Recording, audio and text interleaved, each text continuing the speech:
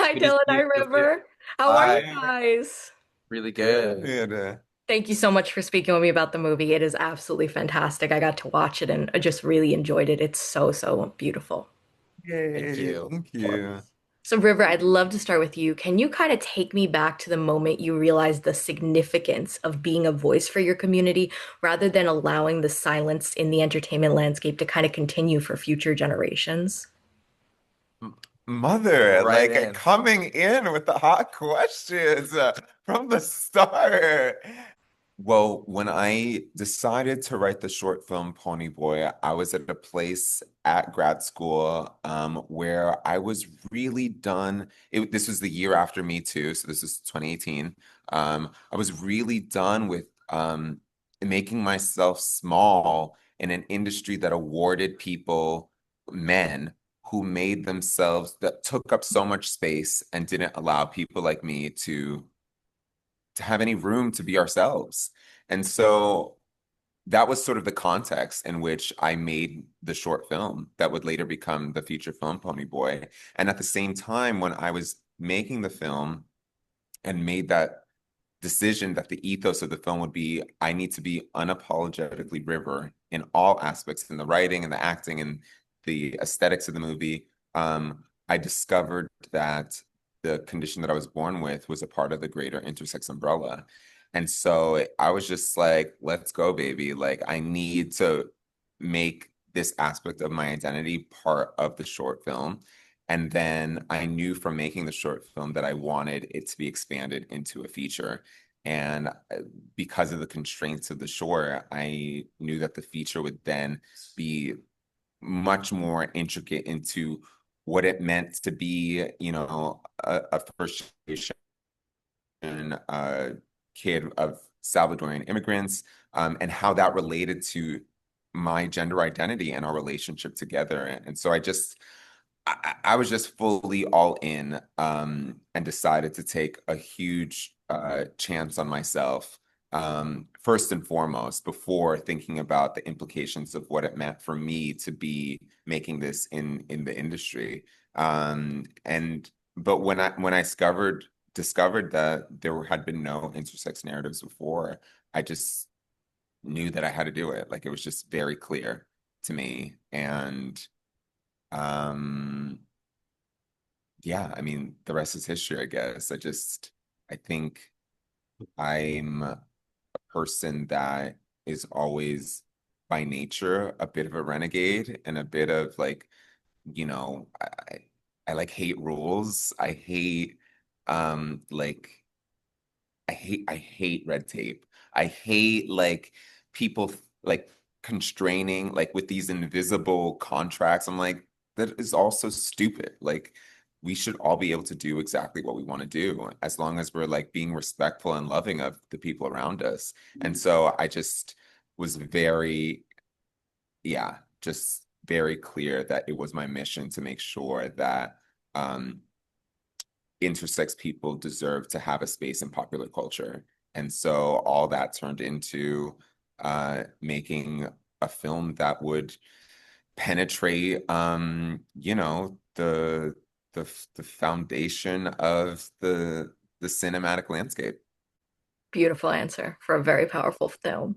Very, very beautiful answer. And obviously, one of the huge themes in this, I know, it's so good. I was It's so good. I'm sorry that you're gonna have to eight follow up on that, that one. Dylan. One of the big themes is finding redemption. That's one of the core themes. And I wanted to ask Dylan, obviously, we've talked about your wide range of characters. And the concept of redemption is such a complex one because everyone has a different idea of who can be redeemed and what actions can be redeemed. So, as an actor, what do you think are the important steps in a redemption arc? Just in general. Yeah, for any characters, like if you were, if you're playing a character that has some sort of redemption arc, what is it that you're looking for? Um, I don't know. They're all so specific to whatever world they're operating within and the role that is required of that world. When it comes to Vinny, people have spoken to me a lot about redemption and I don't deem him to be redeemable. We're on the I same don't page. great. I would be shocked if you weren't, and I'm happy that we can agree. But no, it strikes me as strange to even receive, and I know you asked a broader question, so I'm not speaking about you here, Sophia, but like I've been asked so much about how I feel, about Vinny and how did I find empathy for him and do I think he's redeemable? And I'm just like, well, no, I don't. And like I don't think that that's not the point of his character No, in the way I see it. Like you can unpack all day about sure what maybe that guy has been through. I don't think he grew up with a cushy life. That's sort of if I thought about the character, I think he experienced a lot of violence in his upbringing, and like there were certainly things that I constructed in terms of his background and that informed the way that I approached him for sure. But in terms of the actions on the page, no, I don't think he's redeemable, for beating his pregnant girlfriend and holding her at gunpoint. And yeah, and Damn. it's a yeah, little I mean, scary of Oh, a yeah. like conversation when period, someone asks you, like, if you can see Yeah, your character being redeemed, and it's like, yeah, and I'm did always you like, watch the yo, movie? Q&A, like, you know what I mean? Q&A moderator. What's up? So yeah, no, period on that. You know what I mean? That's literally like where it stops for me. Yeah. So I do think there's a difference between like redeemability in a story versus like empathy and understanding someone. Yes, And that's I a great think Yes. point. that's That's a what great point. I think maybe that's something that people touch on Yeah, maybe they're sort of with just what yeah, the yeah. word is Yeah, so because he takes me is elsewhere. Yeah. unredeemable, Yep. but throughout the story you're like, "Oh, I get him." I mean, it's Yeah. still fucked up and he deserves what he Yeah, everybody deserves. has everybody has their trauma that they come from, and especially obviously you can imagine this guy is Right. specific. Sure, yeah, Right. absolutely. Right. Absolutely. Way this film handles identity, and I feel like it obviously speaks to the queer community, but speaks to a broader audience, and everyone can kind of find something to relate to about it because everyone faces a question regarding their identity in some way, shape, or form in their lives. I think no one goes without an identity crisis. Well, everyone's journey is different. For the two of you, why do you think films like this affect the audience so deeply, even if their story isn't identical to the one being presented?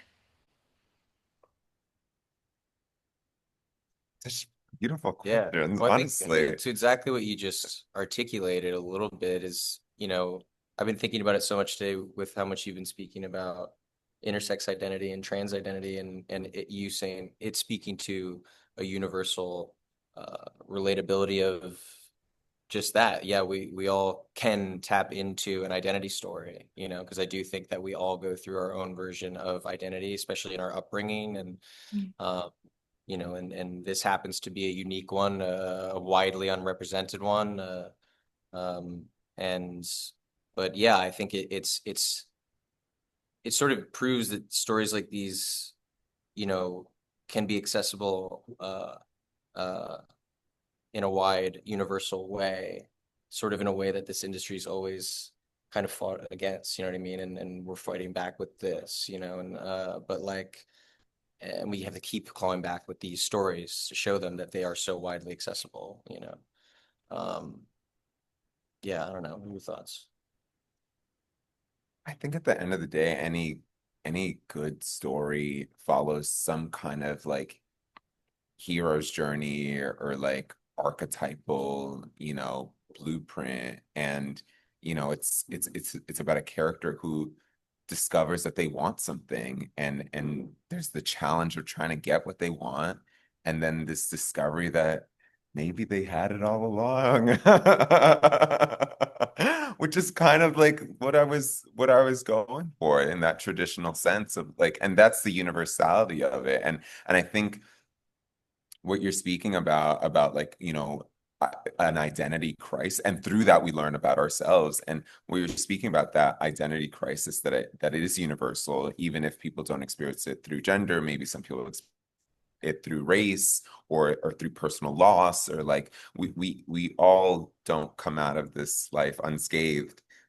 Even though some people like to think that that's not true, that is very true. And I just in this story particularly, I was really looking at and wanting to focus on that feeling of being, yeah, like a misfit and an outsider and on the periphery of becoming who you're meant to be, but feeling like you don't have the resources or the personal trauma, the past that's holding you back.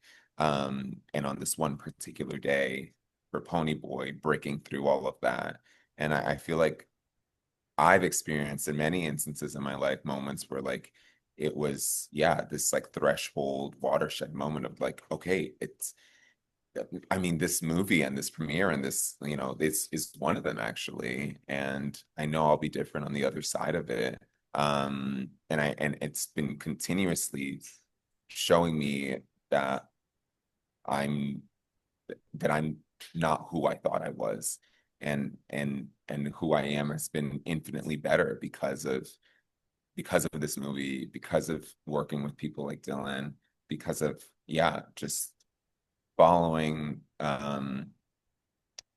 just following my intuition, following the fact that like I had this desire on the stream and just taking one step at a time to realize it. I'm so sorry to say that I have to wrap. I really wish I could talk to you guys forever. You both give the most wonderful responses. And seriously, this is such a powerful film. I can't wait for everyone else to see it and fall in love with it the way I have. Of Thanks, Thank you so Sophia. much. Thank course. you. Thanks so Thank much. you. Have a great rest of Thank your day, you. guys. Bye. See you. Bye.